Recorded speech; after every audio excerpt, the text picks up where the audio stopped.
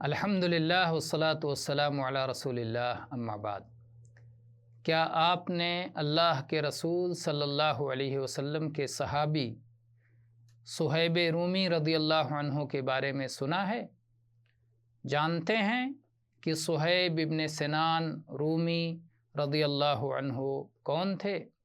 کب اسلام لائے؟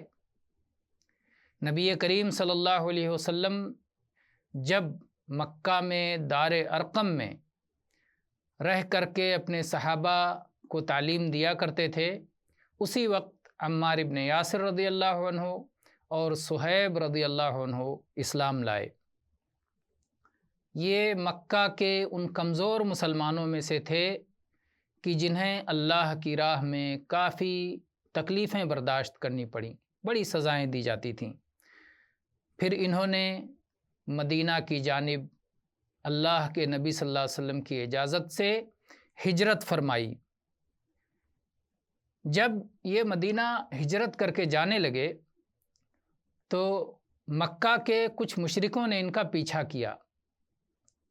صہیب رضی اللہ عنہ نے کہا کہ قریش کے لوگوں، میرے بارے میں جانتے ہو کہ میں کتنا اچھا تیر انداز ہوں۔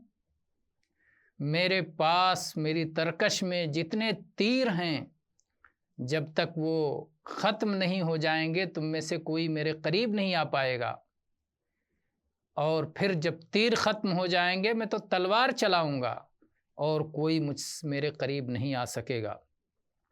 لیکن سنو، میرا مال لے لو اور واپس چلے جاؤ۔ میں نے فلاں جگہ اپنا سارا مال رکھ چھوڑا ہے، جاؤ وہاں سے میرا مال لے لینا اور مجھے مدینہ جانے دو خالی ہاتھ۔ وہ لوگ راضی ہو گئے، جا کے انہوں نے مال لے لیا اور انہیں خالی ہاتھ مدینہ جانے کی اجازت دے دی، پیچھا نہیں کیا، واپس چلے آئے۔